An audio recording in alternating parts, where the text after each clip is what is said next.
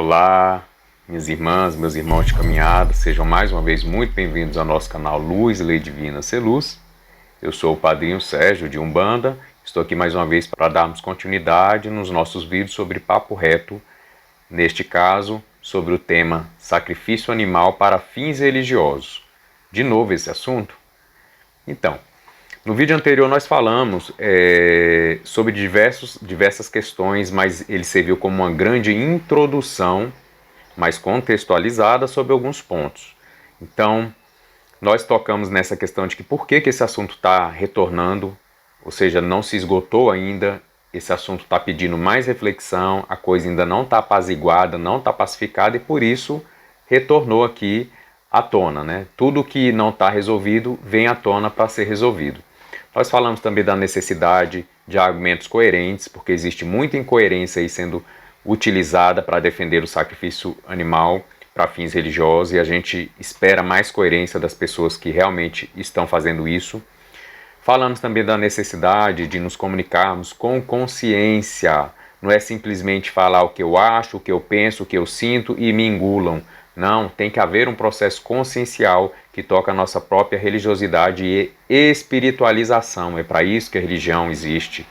Também falamos que o que é ou não de fórum íntimo e a relação disso com a sua fé. Porque não é de fórum íntimo algo que toca outros seres, que toca a vida de outros seres, que toca a sociedade, inclusive que tocam as leis. Então, se toca outras pessoas, outros seres, outras coisas, isso não é simplesmente de foro íntimo. Falamos também da questão do sacrifício animal como parte de uma religião, que isso por si só não torna o assunto indiscutível, porque também toca outras religiões e a sociedade como um todo novamente. Até a questão dos protetores de animais e as religiões que se sentem responsáveis pelos animais, pela vida dos animais, porque o entendem como seres que não podem se defender. Também contextualizamos aqui o porquê da religião, que a religião ela não pode ser vista como uma finalidade em si, mas um meio de despertar, de espiritualização e de tomada de consciência. Falamos também da questão da posse sobre a vida dos animais, ou seja, ninguém tem posse sobre a vida dos animais, a gente não tem posse nem sobre a nossa própria vida, e também que a religião não pode nem deve legislar, entre aspas, né? Porque tem religião querendo criar lei, né? Ou impor lei, né? E a religião ela não deve legislar sobre nada que não seja somente interna a ela própria e que não toque a vida de outros seres, nem a vida de ninguém, nem a vida de outras pessoas, nem a vida da sociedade. Até porque, conforme a própria Constituição Federal diz, é dever da sociedade, das instituições, cuidar da coletividade de forma geral, onde estão incluídos aí tudo o que está na natureza e faz parte da natureza. Mas vamos lá então às ponderações, reflexões e aos argumentos que a gente tem para esse vídeo de hoje. E aí o que a gente precisa analisar para poder tomar consciência? Eu citei no vídeo anterior essa questão de ter posse ou não sobre a vida de um animal e que do mesmo jeito que algumas pessoas se sentem no direito de proteger o sacrifício animal para fins religiosos, outras pessoas também se sentem no direito de proteger a vida do animal contra o sacrifício para fins religiosos. E o que é interessante e de certa forma sutil nessa questão, nessa relação aí de quem é a favor e quem é contra o sacrifício animal para fins religiosos? Porque a grande máxima de tudo isso é que ninguém tem posse sobre a vida de um animal. Mas vamos pensar, quem protege a vida do animal não está fazendo isso simplesmente por uma questão de foro íntimo. O que eu estou querendo dizer para ser mais claro e mais explícito aqui? Porque quem protege a vida de um animal faz isso porque exatamente não se sente dono desta vida e assim não pode fazer o que quiser com essa vida. Ao contrário de quem é a favor do sacrifício animal, que se acha dono da vida do animal e que ninguém tem que falar nada sobre porque ele se acha no poder de decidir o destino daquela vida ou o que será feito daquela vida. Então é interessante a gente comparar com aquela relação, a contextualização do que é de foro íntimo e não, porque se você analisar bem quem protege a vida do animal, ela não está fazendo isso simplesmente por uma questão de foro íntimo, mas ela está fazendo exatamente porque ela não se vê como dono daquela vida. Então ela faz muito mais por uma questão ética, por uma questão moral e também, por que não dizer, uma questão religiosa, para nós que somos religiosos, e uma questão até espiritual, diferente de quem é a favor, que faz exatamente porque se acha dono daquela vida, se acha no direito de decidir o que será feito daquela vida, daquele ser que também está em evolução, que também deveria ter o direito à sua própria vida. Mas vamos deixar ainda mais claros. Vamos ser sinceros. Ninguém tem soberania sobre a vida de um animal. Então eu acho que isso aí já é assunto pacificado. Só que as pessoas não se atêm a essa questão. E é por isso mesmo que quem protege está exatamente cumprindo essa máxima. Enquanto quem está matando está agindo como se pudesse ostentar a posição de dono da vida de um ser. Ou como se pudesse determinar o destino daquele animal, como já dissemos aqui agora. Ou pior, ele acha, ele sente que pode despender da vida desse ser, dessa criatura, porque é como se a vida do animal não tivesse nenhum valor para ele mesmo. E eu estou falando do valor para ele mesmo, valor para o animal, sendo que a vida do animal é a única coisa que ele tem. E não tem como a gente não voltar novamente na questão do foro íntimo, porque não dá mais para as pessoas ficarem usando esse argumento de que a gente precisa respeitar a fé dos outros para que as pessoas continuem fazendo sacrifício animal, sendo que a minha fé ou a fé de outras pessoas ou de outras religiões visa exatamente proteger, cuidar, amar e respeitar a vida animal. Ou seja, eu estou seguindo a minha fé.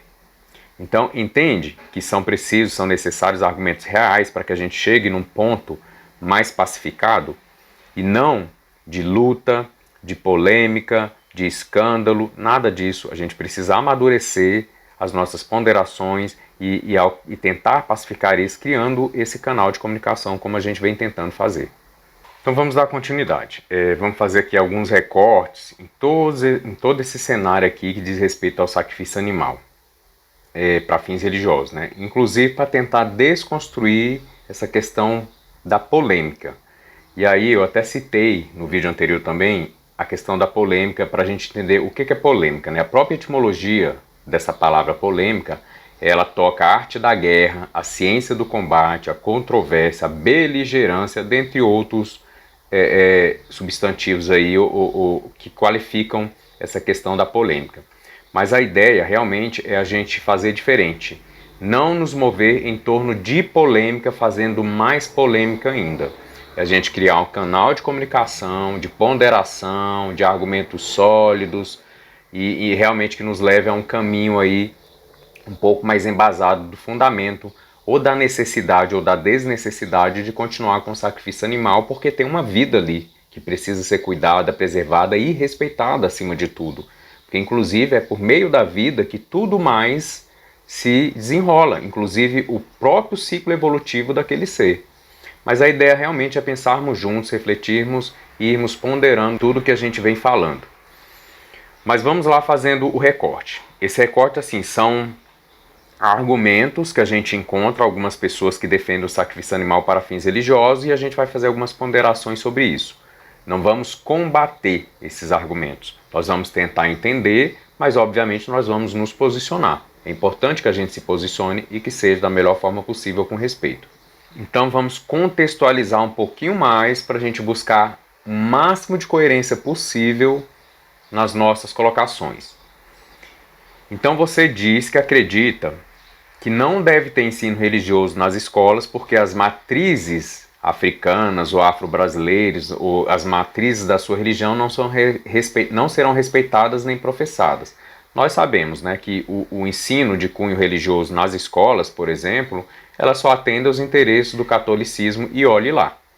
Então, assim, por nós que somos de religiões afrodescendentes e tudo mais, nós não achamos correto o ensino religioso, inclusive ele é facultativo, né, conforme a Constituição Federal, mas não era assim no passado. Todos nós que temos um pouco mais de idade, nós lembramos aí que nós éramos obrigados a participar do ensino religioso e não tínhamos aí nossas religiões respeitadas nem minimamente professadas dentro daqueles ensinos, porque os professores também, muitas vezes, ou quase em sua totalidade, eram católicos. Tá, então o ensino religioso nas escolas não respeita a nossa religião e por isso não é algo legal, não deve ser imposto. mas por outro lado, você quer que sejam criadas brechas ou que seja criada uma brecha nas leis para que a sua crença ou a sua fé seja instituída como uma regra na sociedade, para que as pessoas não possam falar nada nem fazer nada contra. Aí a gente pergunta, onde está a coerência disso? O ensino religioso católico não pode ser imposto como uma lei, como uma norma, como uma regra. Mas eu quero criar uma brecha nessas leis, nessas regras, inclusive também infraconstitucionais, para que eu continue fazendo a coisa do mesmo jeito. Ou seja, a sua crença te dá direito de fazer qualquer coisa, porque inclusive isso é um direito constitucional. E aí tem pessoas que vão lá no artigo 5º da Constituição, no seu inciso 6º, que diz o seguinte: é inviolável a liberdade de consciência e de crença, sendo assegurado o livre exercício dos cultos religiosos e garantida, na forma da lei, a proteção aos locais de culto e às suas liturgias. Então, algumas pessoas usam esse inciso, para falar que isso já está pacificado, e aí eu repito, não está pacificado, porque inclusive isso está sendo contexto aí de processos judiciais, inclusive em alguns estados do Brasil, ou seja, não há ainda que ser questionado, há ainda sim que ser pacificado e ser entendido de fato como uma lei, e não como algo que está sendo utilizado dentro de uma brecha da lei para continuar sendo feito. Então, quando a gente fala do livre exercício do culto religioso e garantida na forma da lei a proteção aos locais de culto e suas liturgias, a questão do preconceito e da discriminação religiosa, então está sendo utilizado isso como uma brecha para fazer uma coisa que várias outras leis protegem, que é o sofrimento do animal, e por si só isso mostra muito para a gente como esse assunto não está pacificado e ainda precisa sim ser discutido entre todos nós. E outra questão que toca tudo isso é que nem tudo que é legal ou está legal é moral. Então tem muita coisa que está na lei, mas é totalmente imoral. E não vamos nem falar da nossa política como está acontecendo hoje, mas eu acho que isso traz com muita clareza o que eu estou tentando dizer, o que eu estou querendo dizer. Que nem tudo que é legal é moral. E tem muita coisa dita legal, mas que é totalmente, absolutamente imoral. E nem por isso nós vamos nos calar diante dessas coisas, principalmente nos meios políticos. Mas também temos que ser coerentes, nem nos meios religiosos. Mas vamos lá. Então você usa a Carta Magna apenas em uma pequena parte e ignora as outras partes que dizem, por exemplo, no artigo 225 da própria Constituição Federal, no inciso 7, que é o seguinte: proteger a fauna e a flora vedadas na forma da lei as práticas que coloquem em risco sua função ecológica, que provoquem a extinção de espécies ou submetam os animais à crueldade. Daí você fala que matar, tirar a vida de um animal não é crueldade, porque o animal passa por um encantamento, uma preparação para não sentir o seu sacrifício ou a perda da sua vida. Eu poderia dizer, eu que vi com os meus próprios olhos e conheço muitas pessoas que também vivenciaram, que isso não acontece e na maioria das vezes não é assim. Mas eu já deixo muito claro que eu não vou nem utilizar isso aqui como argumento, porque de fato o que está em questão não é como é feito a retirada da vida de um animal, mas a questão é a vida, com ou sem crueldade ou com menos crueldade. Sem crueldade isso não é possível, porque tirar a vida de um ser por si só já é um ato de crueldade. Então, não é possível que esse ato em si, de tirar a vida de um ser, possa ser compreendido como um ato de amor, como um ato sagrado, como um ato que não seja de crueldade. Então, você pegar um dispositivo legal que cita liberdade de consciência e de crença, mas ignorar, negligenciar e se omitir diante de vários outros dispositivos, de outras leis, de outras normas, que declaram, que positivam o direito à vida e bem-estar dos animais, aí é bem incoerente e é bem complicado. Então, por exemplo, não só na Constituição, eu acabei de ler esse artigo 225, como existe também a Declaração Universal dos Direitos dos Animais, que já é lei no Brasil e foi assinada em 1978, ou seja, há muito tempo atrás, há muitas décadas atrás, além de outros incisos na própria Constituição, como já citado. Sem falar no mais óbvio, no incontestável, no gritante, no chocante, em tudo isso, que é o fato de um animal sentir. Ele sente dor, ele sofre, ele sente frio, ele sente fome, ele sente medo, ele sente o pânico e às vezes até o desespero por pressentir a sua morte. E ainda tem gente falando de matar um animal, de tirar a sua vida de forma que ele não pressinta, que ele não sinta nada. Como se o ato de tirar a vida de um ser já não fosse por si só um ato de crueldade. Mas vamos lá, vamos continuar trazendo também outros recortes aí. Agora a gente vai para uma discussão que fala o seguinte, que a pessoa pode comer carne, mas a mesma pessoa que come carne, ela não concorda com o sacrifício animal e que isso é pura hipocrisia. Vamos lá às ponderações. Bem, só para constar, este é, no meu ver, o único argumento utilizado assim de forma correta para quem defende o sacrifício animal para fins religiosos.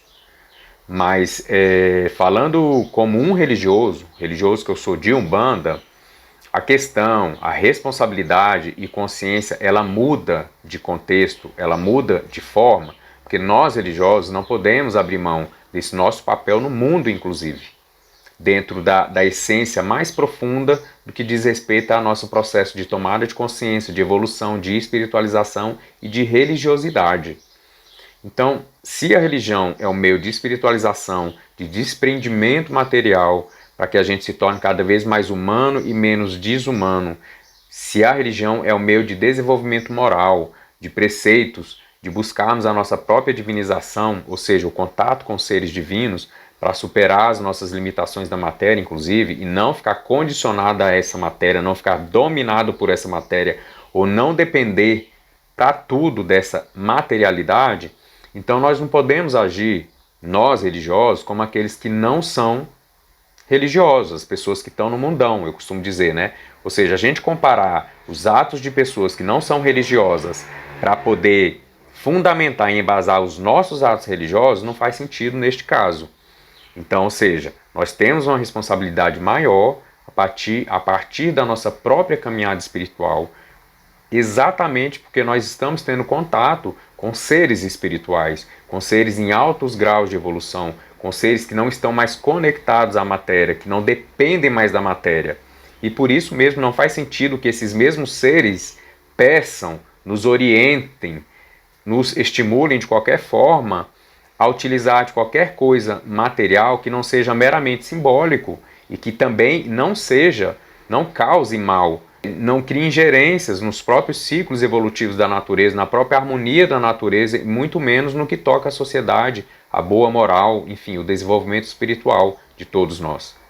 O que eu estou querendo dizer? Que uma coisa é uma pessoa não religiosa, do mundão, mundana, profana, materialista, ou que vive só pensando na matéria, comer carne. Outra coisa bem diferente é uma pessoa religiosa como nós, que busca a tomada de consciência e despertar espiritual, continuar achando que sacrificar uma vida para agradar as divindades e ainda depois comer o bicho, que só a questão dela comer o bicho, que ela pode simplesmente justificar o seu ato pelos atos das pessoas sem compromisso nenhum espiritual com o mundo, com a natureza, com os seres humanos e com os animais, com a vida em si, e que continuam usando o animal para se divertir nos finais de semana em churrasco, por exemplo. Então é bem diferente. Essa comparação ela não é muito coerente.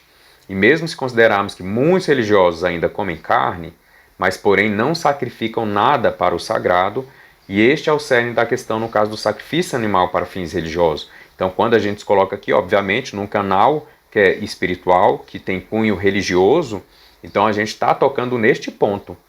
Então vamos deixar as pessoas do mundão, que não são de nenhuma religião, fazerem o que elas acham correto. Agora nós como religiosos, nós temos que ter uma ética baseada numa moral bem desenvolvida, na tomada de consciência, na espiritualização e no respeito e cuidado com todas as formas de vida, porque nós não somos dono de vida nenhuma.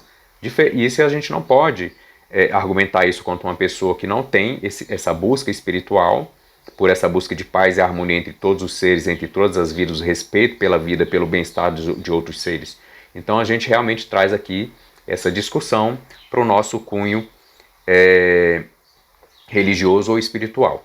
Então, enfim, a comparação entre matar para consumo diário ou matar para fins religiosos e consumo depois, né, ou seja, justificando esse sacrifício porque depois essa carne é consumida, é um argumento, no mínimo, utilitarista, que diz que mata, mas para comer. Ou seja, eu estou justificando o sacrifício animal não pelo ato em si, mas porque depois essa carne ela é fonte de alimento para a comunidade.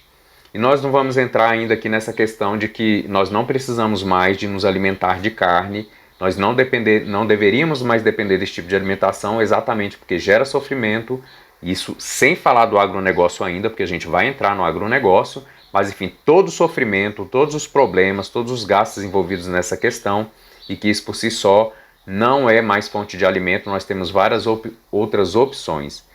Mas utilizar isso como todo o argumento, para todo o questionamento que são utilizados para justificar o injustificável, isso não faz mais sentido. Ou então também, por outro lado, se diz que se comem carne ou que se mata nos matadouros, então eles também podem fazer. Então, assim, vocês entendem que estão usando argumentos de pessoas que não têm contexto nenhum religioso para fundamentar algo da sua religião. Então, estão usando argumentos materialistas para poder fundamentar fundamentos religiosos. Está totalmente incoerente e isso a gente gostaria de chamar a atenção ou então entender que vocês tragam então esses argumentos de forma mais consolidada. Então, percebam que a gente não consegue identificar um argumento real e válido, senão um jogo de se eles fazem, então nós podemos fazer. E isso não é argumento, isso não é suficiente para justificar nenhum ato religioso ou espiritual. E aí, para a gente ir encerrando esse vídeo, para não ficar mais longo ainda, uma vez ouvi uma frase bem legal, que eu acho que exemplifica bem isso. 2 errados não fazem um certo. Ou seja, matar um animal para um culto ou matar um animal para o almoço não faz do matar um animal, em nenhum dos casos, algo correto. Isso me marcou profundamente, eu queria compartilhar, e é uma frase muito sintética, mas que traz grande profundidade consciencial e inclusive espiritual e religiosa. Então gravem isso aí, meus irmãos, minhas irmãs. 2 errados não fazem um certo. Matar um animal para um culto ou matar um animal para o almoço não faz do matar um animal, em nenhum dos casos, algo correto.